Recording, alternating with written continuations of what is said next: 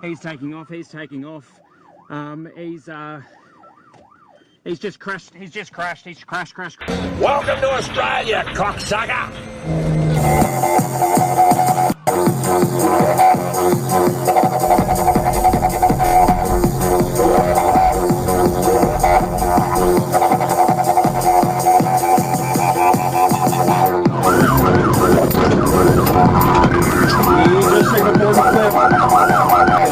Hard on the brakes there, and he's missed it, so he's gone straight through into the strip there, left into Discovery Drive.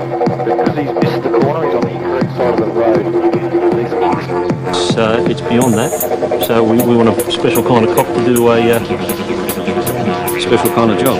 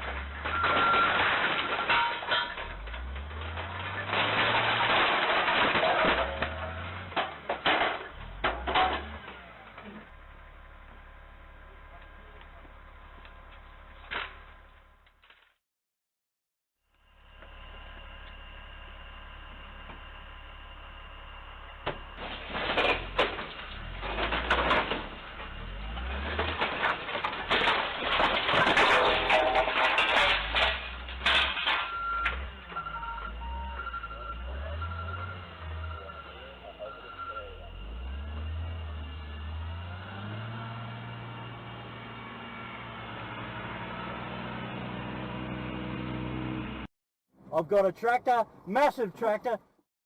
Put it down, mate. He is not stopping.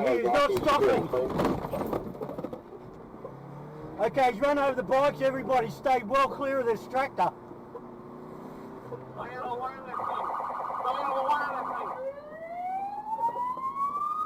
Okay, he's dropped the bucket. Railway line. We're heading into the railway station. Stop all trains, mate. Get onto them. Stop all trains if there's anything. We are on the railway siding, heading in towards...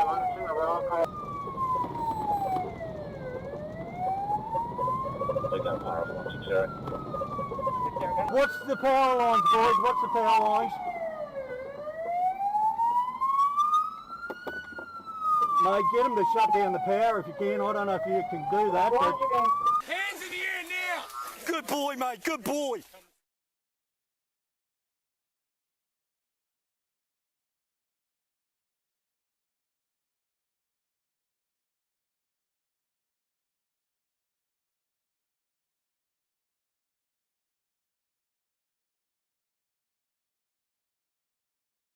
Remain in contact or in the suburb with him, please. He's up to Russell Road now. He's on brakes and he's going to go right. Right turn onto Russell Road. Lost control momentarily and then turn immediately left. So he's now gone left and immediately right. So he's straight up in front and going north. And now he's taken a left back out onto Wentworth with an immediate right and left. So he's on Wentworth near the Success Primary School at this point. Appears to be a dead end or a cul-de-sac, but he's just jumped to medium strip there. And he's back out. There's no interference to other traffic. And there's traffic up in front of the vehicle. He's still at low speed. Back on Wentworth.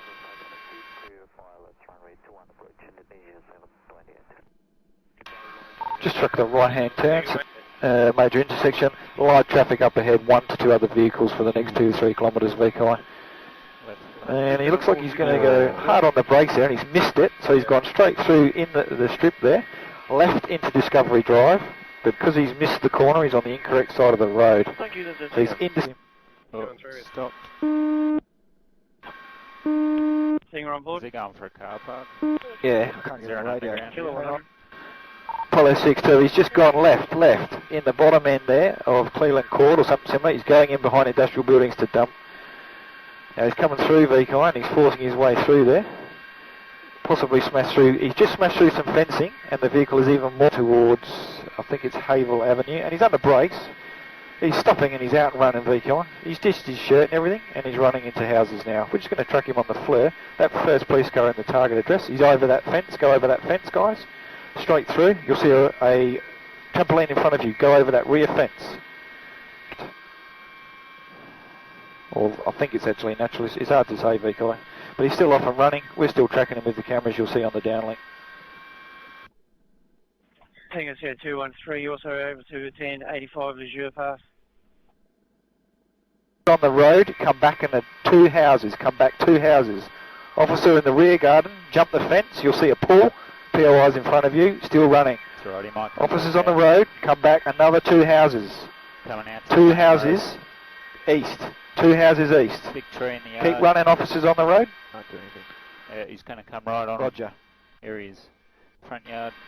Good job, guys, that's him. He's popped out the front, you have him in that corner.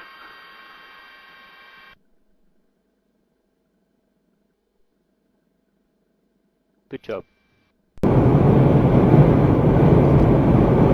Might be a good place to stop if it's a good view of this.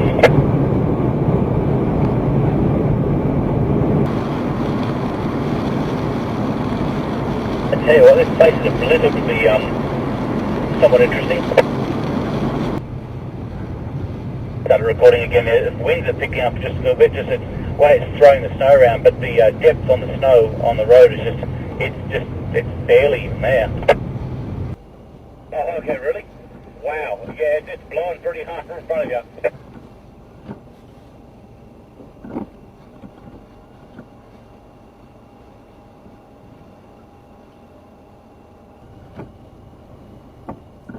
We're also now at 0 visibility.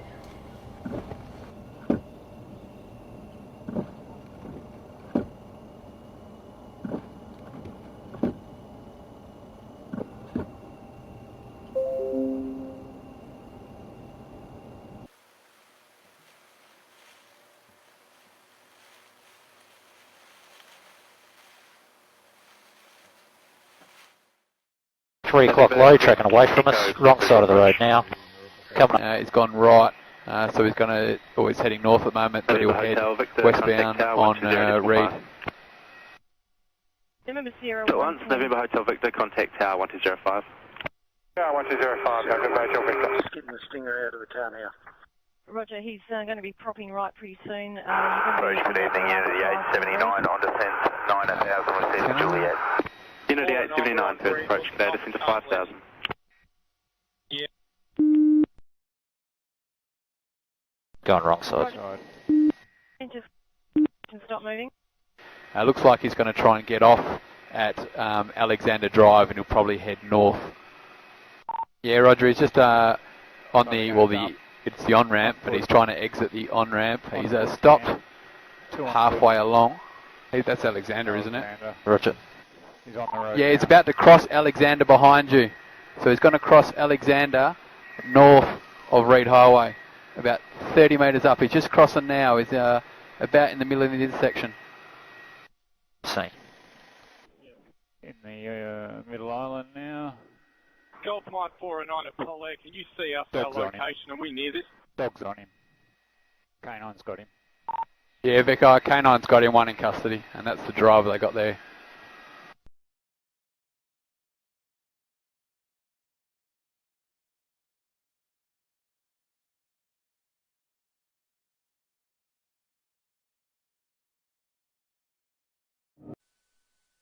Primary role in this is rescue the lives of the hostages. What we're trying to do is create as much confusion as possible in the mind of the offenders. What you're about to see will take less than a minute. Full-blown assault entry, a terrorist siege coming to a dramatic end. This is the New South Wales State Protection Group in full flight, like you've never seen it before. Speed, surprise, and also the violence of action gives us the advantage.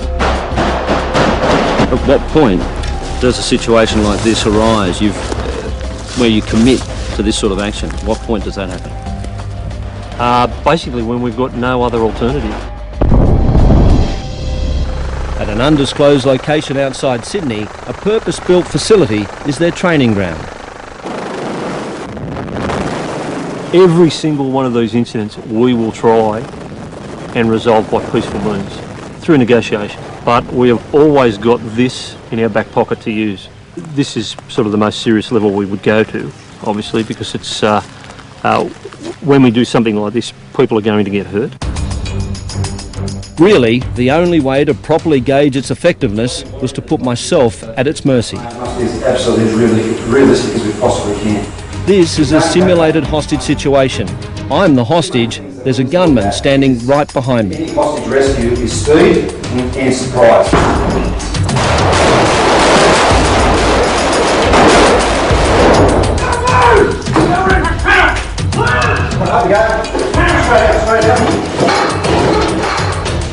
Well, I tell you, that's something. That was a surprise like I've never seen it. I had to take a breath. I tell you, I wonder if the heart's still going. Anyway, I'm still here, thank God. Well, Craig, I know I'm feeling. Tell me about how, I mean, that was just so quick. That was unbelievably quick. How important is that? Well, it is quick, Simon. As we said earlier, inside speed and surprise are important. Some of the principles of what we're dealing with here. The guys have got to make split-second decisions on whether the person inside there is who they're after and whether he poses a threat to them or not. In that particular case, he had a gun, so our guys reacted in the correct manner. But hostage rescue is just one element of their arsenal. Non-lethal force, a crucial part of their work. This piece of equipment, for instance, the taser, is capable of shooting 50,000 volts through a human body in a 5-second burst, immobilising the target's muscles. We would use it in a situation where lethal force is not entirely appropriate for us, but we can't get close enough to be hands-on. A reluctant volunteer offers to show us how it works. I've done it before and I hate it. I need you to listen to me. Put the knife down, please. I want you to put the knife down, okay? It feels like someone slamming a baseball bat between shoulder blades about 15 times a second. Another non-lethal aspect, man's best friend. Oh, he's gone. He almost went the leg. This is the Bearcat, and at $350,000 a pop, it's the latest weapon at their disposal. Here it's been used in a simulated exercise to rescue a police officer under fire.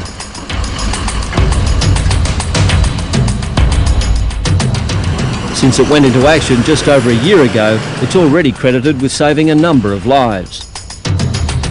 Pretty good bit of kit. Fantastic. It certainly has changed the way we do things insofar as being able to, the speed and the safety in which we can go and rescue these people, whether they're injured officers or civilians. Much of their work goes unseen in more ways than one. You see him tucked away in there? No. See something in there.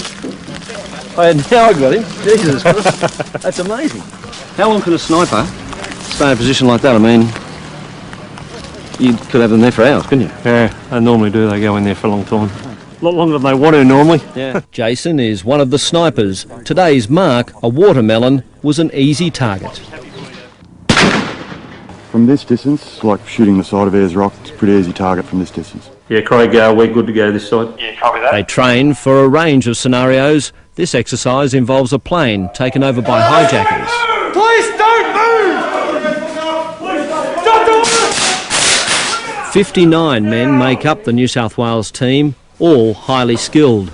It's not normal policing. It's beyond that. So we want a special kind of cop to do a special kind of job, I suppose. Yeah. Only about 5 out of every 100 applicants make it through the selection process. Their boss, Chief Superintendent Peter Gillum, wants only the best. The type of person that we're after is someone that can handle a lot of stress. As you can appreciate, tactical operations involve high-risk policing, and it's a continual process. They're continually in high-risk environments. Peter, you've shown us a lot today, but I bet there's plenty more up your sleeve that you don't want the criminals and the terrorists to know about. You didn't see everything, you're right. And they're a humble lot.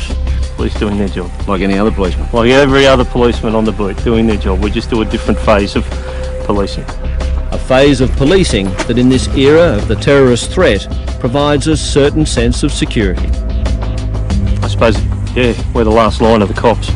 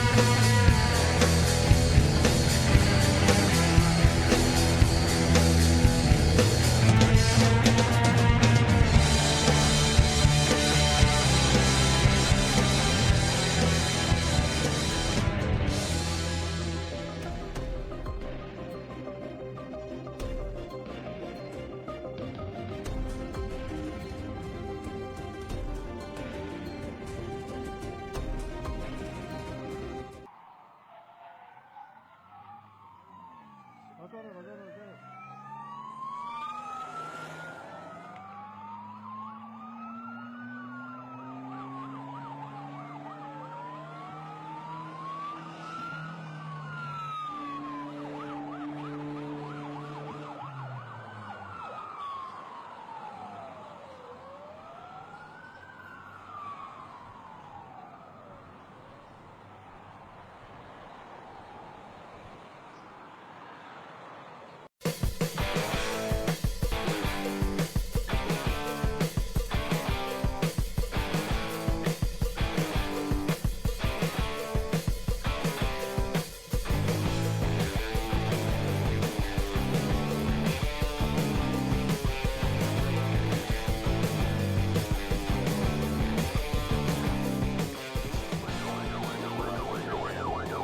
Close not to have your route zone, mate.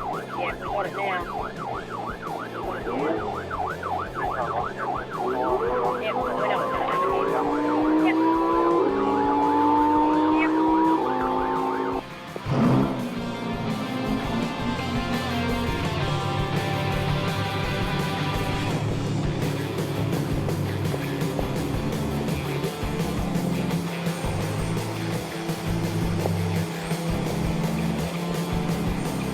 You can be just an absolute innocent person. It could be mum and the kids returning from soccer or dance lessons or something like that. If that vehicle hits you at 200 kilometres an hour, no one's going to live.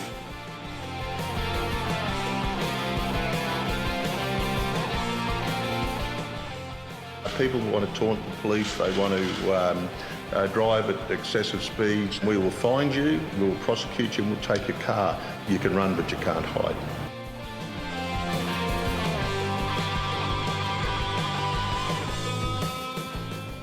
The easy way to avoid losing your car, having your car seized, having your car forfeited to the state and sold off in front of you, and the proceeds returned to the state, is just respect your community, respect the roads, don't engage in hoon behaviour,